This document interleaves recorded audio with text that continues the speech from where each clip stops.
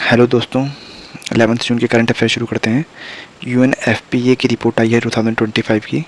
इसमें India population और fertility के रिगार्डिंग कुछ डेटाज हैं। आइए इन्हें देखते हैं। इंडिया की पॉपुलेशन 146 करोड़ 39 लाख हो गई है अप्रैल 2025 में, जिसके के द्वारा इंडिया सबसे मोस्ट पॉपुलस कंट्री बन गया है।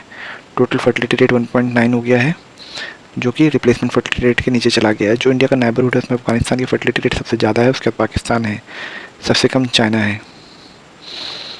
ग्लोबल ट्रेंड भी वही चल रहा है कि इनइक्वालिटीज़ अभी परसिस्ट कर रही हैं। 8.2 बिलियन की पॉपुलेशन है। फर्टिलिटी उतना इशू नहीं है जितना कि अनमेट रिप्रोडक्टिव गोल्स हैं। रिप्रोडक्टिव राइट अभी भी जो है इंडिविजुअल एजेंसी इसमें डिसीजन फॉर्म कर रही है।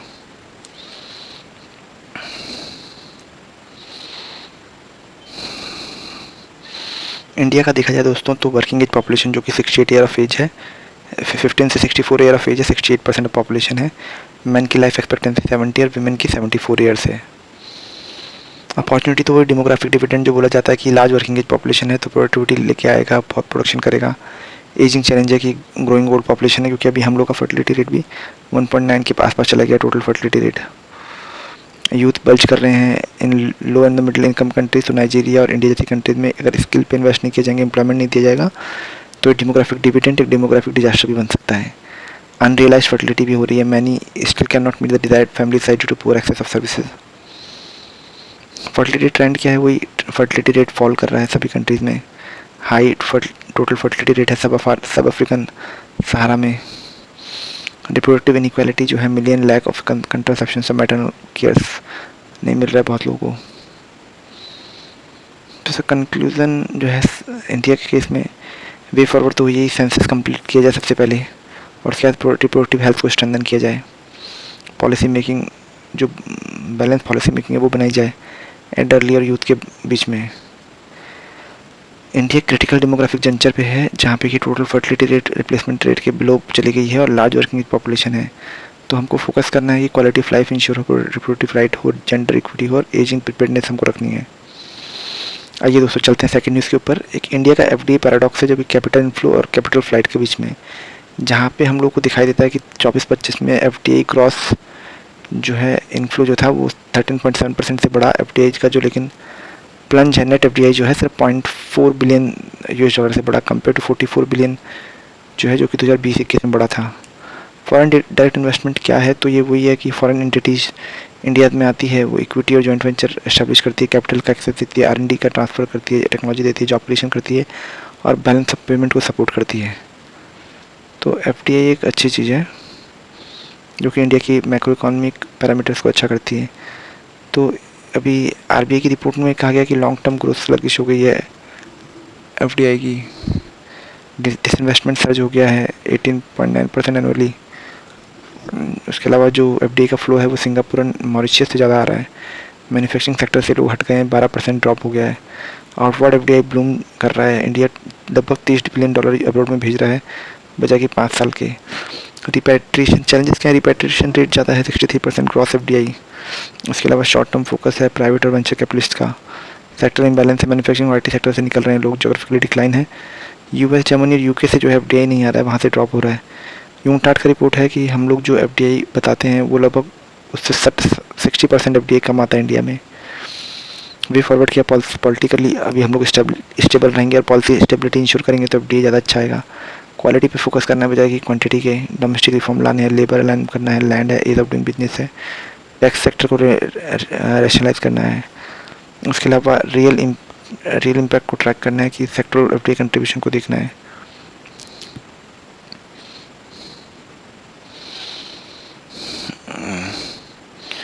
उसके अलावा हम लोग देख रहे हैं कि एफडीआई जो बाहर जा रहा है, जो कैपिटल फ्लाइट हो रहा है इंडिया से, वो एक मेजर कंसर्न है। उसके अलावा इन्वेस्टमेंट की क्वालिटी डिक्लाइन कर रही है।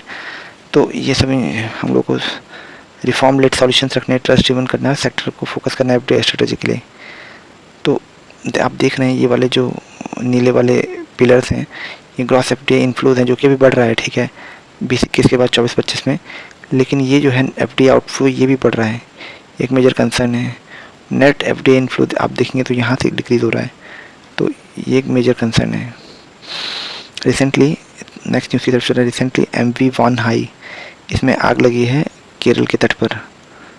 तो उससे ऑयल स्पिलेज हो सकता है और एनवायरनमेंट डैमेज हो सकता है। सिंगापुर की फ़्लाइट थी, कोलंबस से बॉम्बे जा रही थी।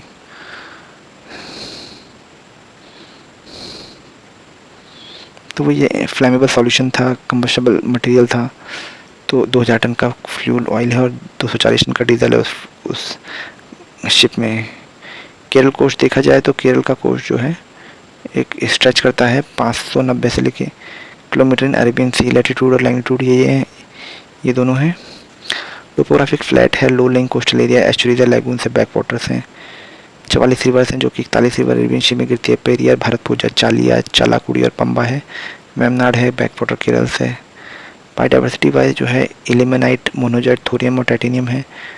Area like Karunagappally में नेचुरल रेडिएशन होता है due to thorium rich sand. Environmental risk क्या है, मैरीन लाइफ को थोड़ा रिस्क है अगर ये फ्यूल रिजर्व के साथ कुछ भी होता है इस शिप में। फिशरीज को रिस्क है, बैक वाटर इकोसिस्टम को रिस्क है, कोस्टल कम्युनिटी की हेल्थ और उनकी लाइवलीहुड पे फ़र्क आ सकता है। तो ये दोस्तों इसकी पिक्चर है। ये फायर फाइटिंग का कोशिश कर रहे हैं ये शिप्स, और यहाँ धुआं लग रहा है, आग कुछ कुछ जल रहा है। एक मैडलिन शिप जो है इजराइल ने डिटेन की है जून में रिसेंटली। ये शिप जो है फ्रीडम फ्लोटिला कोलिशंस ने भेजी थी ब्रिटिश फ्लैग के साथ इंटरनेशनल वाटर्स में।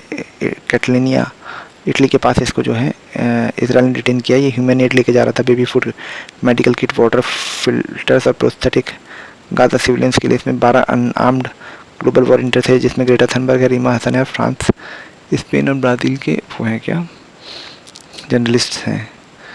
तो इसमें क्या है कि इनको डिपोर्ट कर दिया गया, तो काफ़ी हल्ला हो रहा है चारों तरफ। एक बार और ऐसा हुआ था 2010 में, मावी मार्मरा इंसिडेंट। इसमें 6 शिप्स थी फ्लोटिला जो कि मावी मार्मरा को लीड कर रही थी।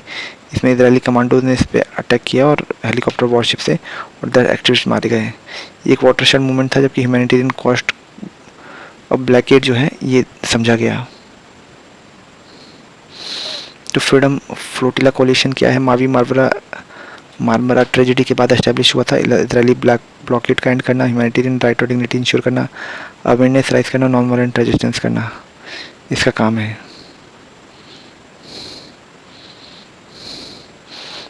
दो 2007 से गाजा में ब्लॉकेड है। इंटरनेशनल वाटर में जो शिप है बोर्ड करना वो कंट्रोवर्शियल है और often challenge under international maritime law है। मावी मार्मरा एक टर्निंग पॉइंट था जबकि इजरायली इन्फोर्समेंट मेथड को जो हाईलाइट करता है ह्यूमैनिटेरियन इमरजेंसी की ऑनगोइंग क्राइसिस में। इसलिए भी आई है क्योंकि ब्लॉकेड हो रहा है, इंफ्रास्ट्रक्चर कोलैप्स कर रहा है, कन्फ्लिक्ट हो रहा है। कैटरिन एक एक्सपेरिमेंट है जर्मनी में जिसमें कि न्यूट्रिनो जो होते हैं उनका वेट मेज़र करने की कोशिश की और पाया गया कि जीरो तो नहीं है जो कि स्टैंडर्ड हम मानते हैं। इसने कहा है कि एक मोस्ट प्रिसाइज मेजरमेंट है अब तक का जिसमें कि अपर लिमिट एस्टेब्लिश हुई है 8.8 × 10⁻⁷ time the mass of electron, twice of accurate as previous result है। जर्मनी, यूएस और यूरोप के साइंटिस्ट थे। KIT जर्मनी में हुआ, absolute mass of neutrino find करना था इसमें। तो इसमें वो ये नया रिकॉर्ड बना है, मॉडल इंडिपेंडेंट है। इसने न्यूट्रिनो का मास कंफर्म किया। एक नई फिजिक्स के बारे में इसकी नॉलेज मिलती है। Future ready brave way through next generation particle physics के भी नए आयाम खुलते हैं। कैटरिन एक जर्मनी में लोकेटेड और मोस्ट सेंसिटिव लैब है। ठीक है दोस्तों, इतना ही काफ़ी है, बहुत ज़्यादा डिटेल में जाने की ज़रूरत नहीं है। चलिए, थैंक यू दोस्तों आज के लिए।